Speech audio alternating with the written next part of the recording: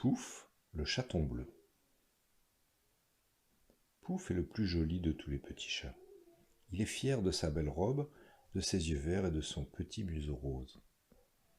Il pourrait être le plus heureux des chatons, car on lui donne toutes sortes de friandises. Des gâteaux à la crème, des fraises et du lait, mais Pouf s'ennuie. Il n'a pas d'amis.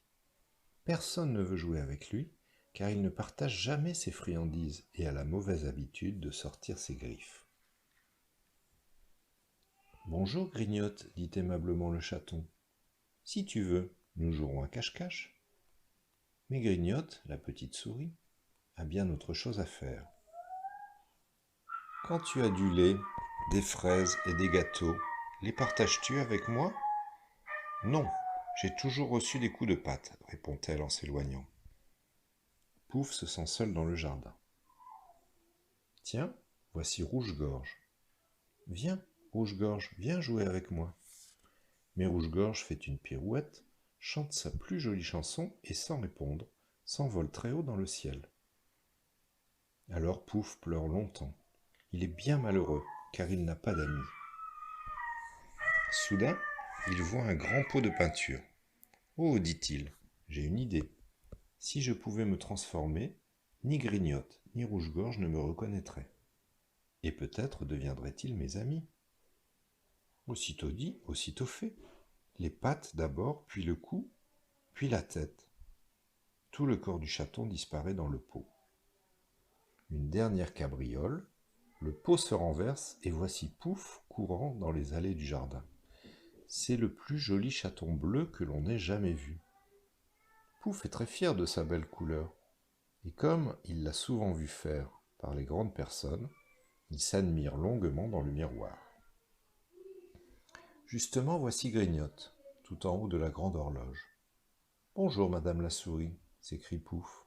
« Bonjour, monsieur le chaton bleu, » répond Grignotte aimablement. Aussitôt, Grignotte va avertir Rouge-Gorge. « Nous avons un nouvel ami, c'est un beau petit chat tout bleu et très gentil. » Les trois nouveaux compagnons s'élancent joyeusement sur la rampe de l'escalier, ce qui est pourtant défendu, et descendent ainsi jusqu'au jardin. On organise un beau concert. « Miaou, miaou » chante le chat. « Cric, crac, cric » grogne la souris. Et le petit oiseau s'écrie à pleine voix. « Cui, cui, cui, cui » le plus beau des chats que voilà. Soudain, une goutte de pluie, puis deux, puis trois, puis 10 tombent du ciel. Que faire? Vite, il faut s'abriter. Grignotte, qui ne craint pas l'eau, s'élance vers la maison. « Je serai de retour dans une minute, je vais chercher un parapluie, » s'écrie-t-elle. Mais quand elle revient, quel spectacle! Horreur! La belle robe bleue du chaton commence à disparaître. « Ce n'est que Pouf !» crie Rouge-Gorge en s'envolant. « Pouf est un mauvais compagnon !» grogne Grignotte en détalant. Pouf reste tout seul, près du beau parapluie rouge, et il pleure en voyant disparaître ses petits amis. Justement, voici Grand-Père Noiraud qui fait sa toilette sur le vieux mur au fond du jardin. Demandons-lui conseil. « Mon petit Pouf, dit le grand-père, tu auras beaucoup d'amis quand tu ne seras plus égoïste et que tu sauras faire patte de velours. » Pouf a bien compris cette leçon. Il promet à Rouge-Gorge et Grignotte d'être un bon camarade et de partager avec eux toutes ses friandises. « Que voilà un gentil petit chat !» disent en chœur la souris et l'oiseau.